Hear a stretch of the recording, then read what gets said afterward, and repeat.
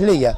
البطولة اللي أمام حضراتكم اللي افتتاحها اليوم، ودي كورة خطيرة جوه الجون وجوه الجون، وهدف مباغت وهدف مفاجئ لنادي شربين الرياضي، بيحرز هدف جميل جميل ولا أحلى ولا أروع من كده في أول دقائق البطولة، أول دقائق المباراة. هدف سريع جدا جدا جدا بره قوي.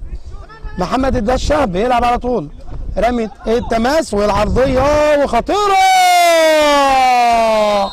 الله على الهدف. محمود صلاح بيشعلها، محمود صلاح هذا الهداف الصغير، هذا الهداف اللي مستقبله. محمد سامي بيلعبها طوليه خطيره مش اوفسايد، خطيره مش اوفسايد. عبد الواحد العرضيه هوبا جوه الجول. يا سلام عليك يا ولد، يا سلام عليك يا عبد الواحد، يا سلام عليك يا عبد الواحد. بقول لحضراتكم هدف جميل جميل جميل.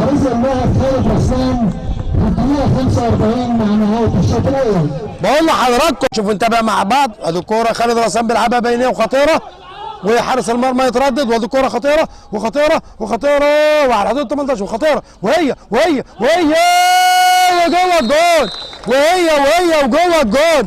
احمد سنبل بيسجل الهدف الثالث الجميل، هدف جميل رائع احبائي المشاهدين في توقيت صعب جدا جدا جدا. اللاعب احمد سنبل الواقف بالتهديد في الدقيقه 32 من احداث الشوط الثاني.